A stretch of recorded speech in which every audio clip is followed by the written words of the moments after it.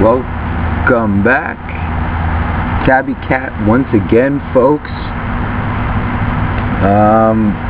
Yeah, these are pretty crazy times. I'm hearing a lot of people saying that they're bored. I don't know how you can be bored with what's going on. You know, we got our own economic issues. Europe has their economic issues, and the people are turning violent. There's constant war in the Middle East once again.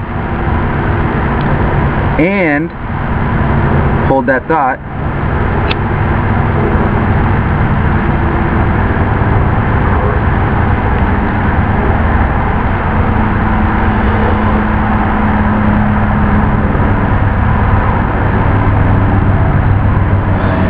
And with all this gun control, they are literally starting a civil war. There are people who don't live in the cities. Crazy enough, I know, isn't it wild? People don't live in cities. Whoa, what a concept. Supporting yourself. Anyways, they are not going to turn their guns in. There is absolutely no way you're going to get somebody who lives out in the sticks who can literally only defend themselves. They can't wait for the cops to get there. The cops take, you know, 900 times as long than they do in the cities. They take long enough in the cities as it is.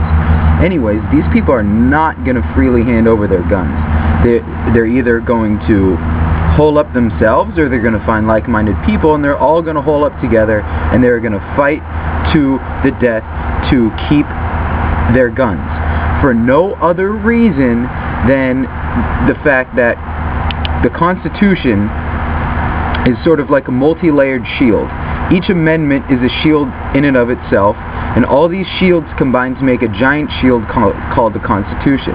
Unfortunately, through, you know, staged terror attacks or a lack of response to terror attacks, however you wish to look at it, people have willingly given up their constitutional rights in a hope. It's never promised, it's a hope that they will, for some reason, you know, attain security. And that's just, you know, it's insane. Why would you want somebody who has no direct, you know, influence on your life in terms of your day-to-day, ruling and regulating your decisions? You know, people say, ooh, states' rights, states' rights. That's fine. States can have their own rights. But I think it needs to be a little more local than that. I think communities, cities, and so forth should have more power than the states themselves. The states should have more power than the federal government. And the federal government should only have power in times of absolute crisis. Not something like a natural disaster.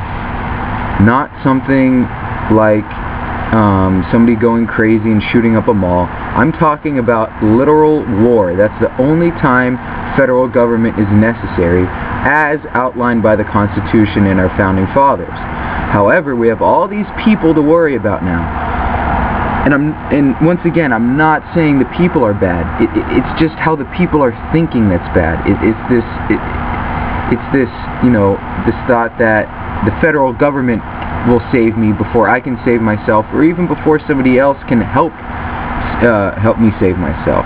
It's that line of thinking that's wrong. Maybe not even wrong, just, you know, you wonder why people have low self-esteem these days. Self-esteem comes from self. It does not come from anything outside of your mental, emotional state.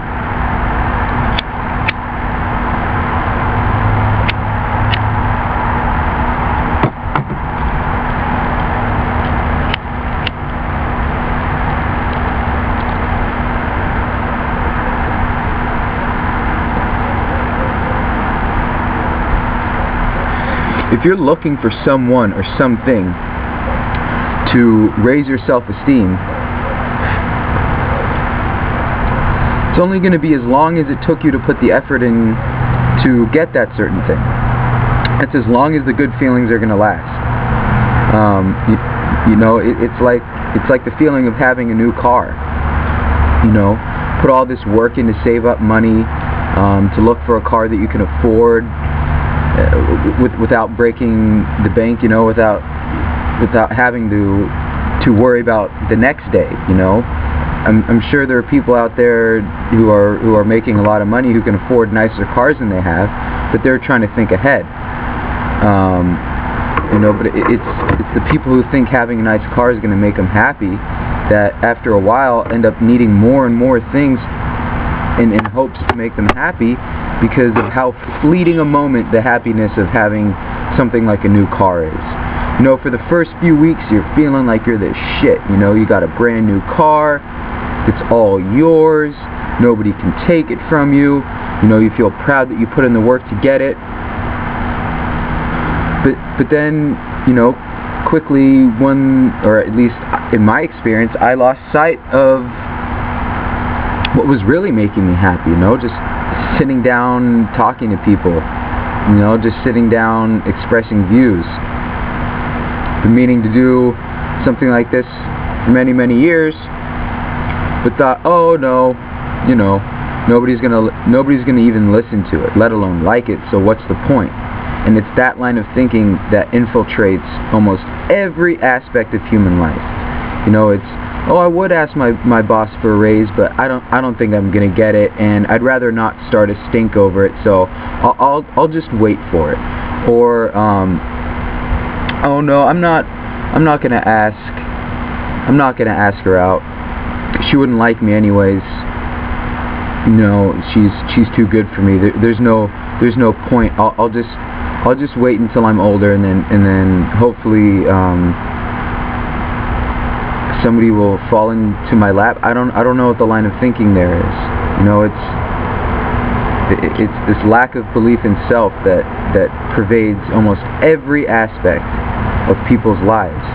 Religion itself is not a bad thing. Religion itself, you know, is and can be empowering. You know, the fact that there's something way, way beyond our scope of knowledge out there that created us, and He created us in the image of Himself, or herself, or itself. It is amazing if you think about that we are literal sons of the Creator, yet, you know, we try to isolate one person as the true son because of what? And it seems to come from this need for worship. It's almost like humans need something to worship, or else they feel that there's no purpose.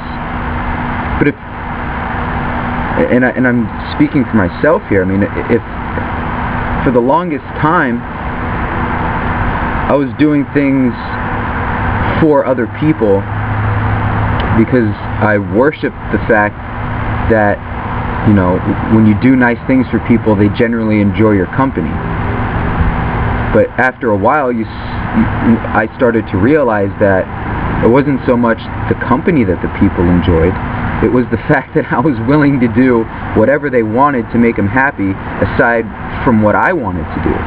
Now, I'm doing what makes me happy, and life is fucking beautiful. It is absolutely insane. It's crazy what's going on. I mean, I'm driving down the 5 North by Del Mar in San Diego County, California, FEMA Region 9. And, you know, I took a little bit of time to look at the streetlights on the freeway.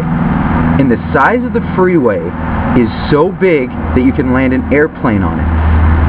The lights that are overhead are completely different to any other light structure I've ever seen anywhere on a street. They look like literal airport or military airport hangar lights. They look like runway lights. Looks like it's literally meant for air traffic. The part of the 5 that's going south in Del Mar is for air traffic one way, and then the other way, I mean, the freeways themselves are so huge you could easily land a plane there, and it's so bright at night that it's hard to see things in a car sometimes, but I'm sure in a truck it's real easy to see. And that's the point. You know, it's easy to see things in a truck, but it's hard to see things in a car. Well, maybe the streets aren't designed for cars anymore. You know, maybe they're coming to the point where all these streets are being used for what they were designed for originally, which is ease of military movement throughout the country in case of crisis. You look at all these Abraham Lincoln movies that are coming out. Abraham Lincoln, the zombie fighter, was the first one. Then after that, it was idolization after idolization of Abraham Lincoln. Not even his background, his history, but just the last few moments of his life, from the end of the Civil War to his death. Those are what all the movies are about him these days.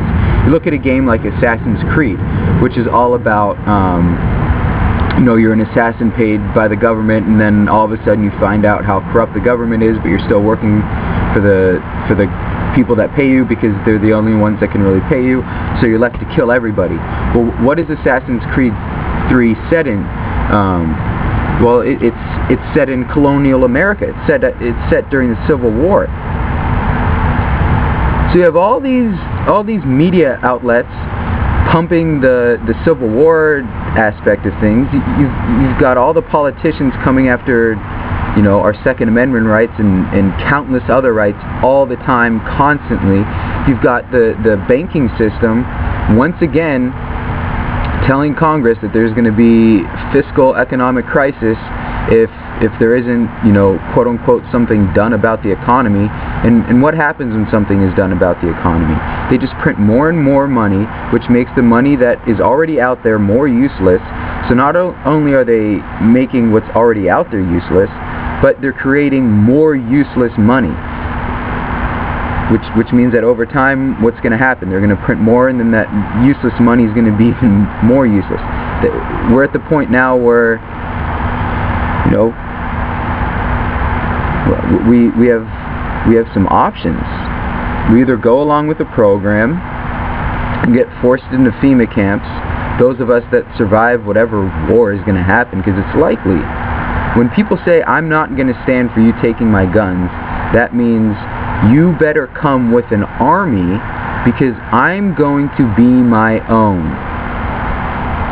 That is, without declaring it, saying, you better leave my rights alone or else. Or else. Now, in the South during the Civil War, the reasons for going to war were somewhat different. It had nothing to do with slavery, but it did have to do with labor. Slavery was the cheapest form of labor. That's the only reason why the South wanted it. They weren't as wealthy as the North, so they were trying to make up for it by whatever means possible. Slavery was not the big issue, but people don't want to be called racist in any light, so it became the big issue over time because of people's conceptions about themselves, mainly the white people in America, thinking that they were scumbags for what people did 500 years ago. White people have been slaves, Persians have been slaves, black people have been slaves, Asians have been slaves. Everybody has been a slave at one point or another in the scope of human history, yet, you know, what happens? It's no different to religion. We're segregated by race, we're segregated by religion, we're segregated by political views, we're segregated by so many spheres of belief that when it comes to practice, in other words, the real world, we are completely segregated in all means. So what do? You gotta smoke the blunt, you gotta pass it to the left, and you gotta keep smoking and passing it, because that's the only way we're gonna connect to each other. Or you can do it through food, through conversation, through something, but connection is the key.